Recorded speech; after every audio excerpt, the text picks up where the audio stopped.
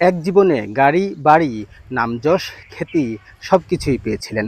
চাঁদপুরের সাবেক এক ডিসির সাথে মতানৈক্যে বেজে ওঠে পতনের সুর। এরপর আওয়ামী লীগ সরকারের পতনের দিন গণপিটুনিতে প্রাণ হারান আলোচিত চেয়ারম্যান সেলিম খান ও তার নায়ক পুত্র শান্ত।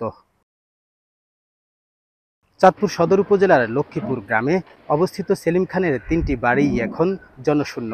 রাজনৈতিক পট পরিবর্তনের পর আলিশান এসব বাড়িতে এখন কেবলই নীরবতা।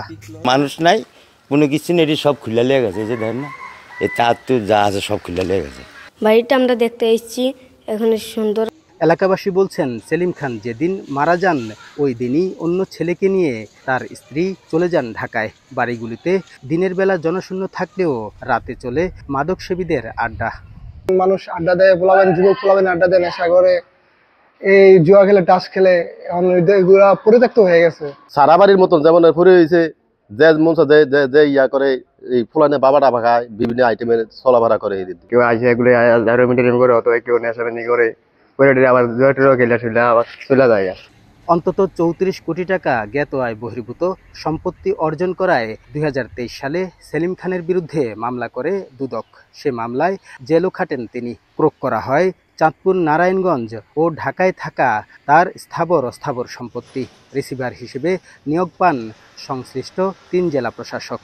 সার্বক্ষণিক তো এই বাড়িটাকে পাহারা দেওয়া আমাদের পরে সম্ভব না। কর্মচারীরা এখানে আছে যতটুকু আমরা জানি, তবে বাড়িটা মানে আদালতের আদেশ মোতাবেক আমাদের নিয়ন্ত্রণে আছে। এমন উত্থান পতনের ঘটনা শিক্ষণীয় হলেও অধিকাংশ ক্ষেত্রেই তা সমাজে নৈতিক পরিবর্তন আনছে না বলে মনে করেন নাগরিক প্রতিনিধিরা। যারা এই জাতীয় কল্পনা করে যে রাতারাতি উত্থান ঘটবে, তাদের পতনটা কীরকম হতে পারে, এটা দিয়ে কিন্তু তারা কিছুটা সংশোধন হবে বলে আমি মনে করি। তবে আমাদের জাতির কাছে আমাদের দুর্ভাগ্য, আমরা কিন্তু এরকম প্রচুর দেখি, কিন্তু আমাদের সংশোধনটা আমাদের হয় না। এখানেই হলো আমাদের সবচেয়ে বড় ব্যর্থতা।